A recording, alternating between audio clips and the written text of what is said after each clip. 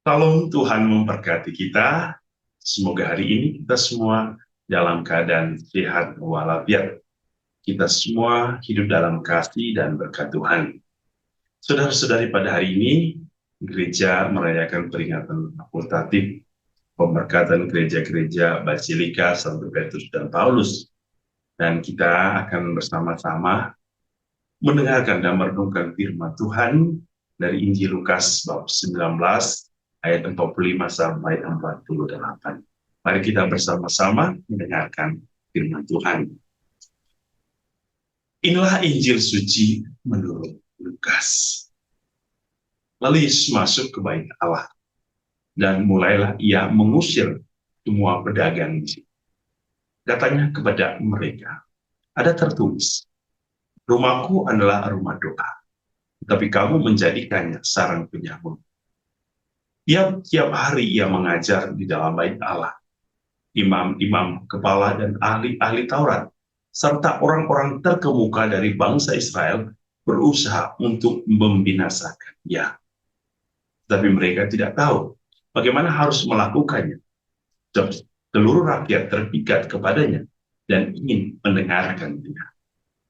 Demikianlah sabda Tuhan. Pujilah Kristus.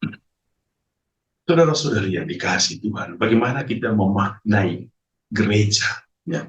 Gereja adalah tempat berkumpulnya umat Allah. Gereja adalah tempat di mana Allah bersemayam. Gereja adalah tempat di mana umat Allah bersekutu dengan Allah. Hari ini kita akan merenungkan dua konteks gereja. Yang pertama, gereja dalam bentuk bangunan fisik yang kita mungkin sebut sebagai rumah gereja, rumah doa. Yang kedua, gereja dalam bentuk bangunan tubuh kita. Santo Paulus mengatakan tubuh kita adalah bait Allah yang kudus. Kalau kita berbicara tentang gereja sebagai bangunan fisik, ya fisik dan baik, jangan dibangun dengan batu-batuan semen kokoh yang kuat, yang sangat indah. Tentu kita akan berbicara bahwa gereja bukanlah sebuah toko, ya. Gereja bukanlah sebuah kios, bukan sebuah pasar yang dimana terjadi transaksi dagang, ya. Tapi gereja adalah rumah doa yang kita dengar hari ini, rumah di mana umat Allah berkumpul atau umat Allah berjumpa dengan Allah. Rumah di mana tempat manusia ingin datang berbicara, berdialog, berdoa, bercakap-cakap dengan Tuhan. Rumah di mana tempat umat Allah memuji Allah, mensyukuri berkat kehidupan ini. Itulah yang Tuhan ingin. Rumah Allah bukan tempat transaksi ekonomi atau keuangan atau transaksi dagang. Ya. Dan Yesus mengecam apa yang ia lihat hari ini, bahwa di mana orang berdagang di rumah Allah. Kalau orang sudah berpikir dagang, ekonomi, bisnis di rumah Allah, segala pikiran hatinya saat itu ia tidak akan diarahkan kepada Allah. Ya mungkin secara fisik raganya hadir, tapi jiwanya mungkin tidak hadir.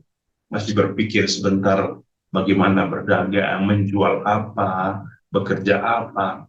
Tapi Tuhan mengingatkan kita, ketika kita masuk dalam rumah Allah, kosongkan seluruh pikiran kita, hati kita, dan kita membiarkan Allah yang ada dalam diri.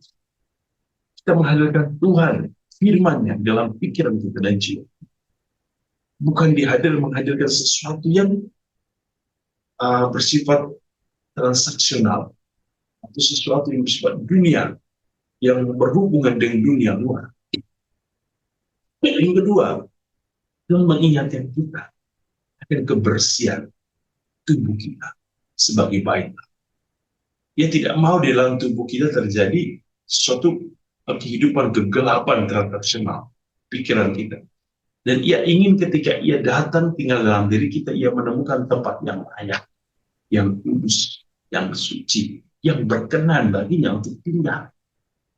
Orang itu saudara-saudari, Yesus hari ini memanggil kita semua untuk mampu membangun kehidupan iman kita yang layak dibangun. Dan bahkan Tuhan hari ini juga melalui Injil Lukas mengingatkan kita untuk tidak jemu-jemunya mencintai firman Tuhan dan mendengar bagaimana rakyat yang begitu banyak terpikat ingin mendengarkan dia, mendengarkan firman. Apakah kita juga mengagumi firman? Apakah kita merasa damai ketika kita mendengarkan firman? Apakah kita ingin selalu merasa penasaran selalu mendengarkan firman? Saudara-saudari, ingat, firman Tuhan harus bisa mengubah hidup kita.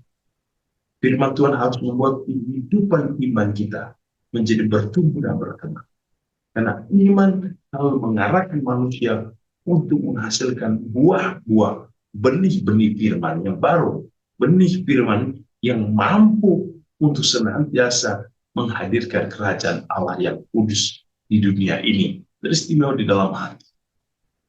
Pada hari ini memberkati dalam seluruh hidup dan karya kita, menjaga tubuh kita, jiwa kita, raga kita untuk menjadi tempat di mana Allah bersemayam. Tuhan Yesus memberkati kita dalam nama Bapa dan Putra dan Roh Kudus. Amin.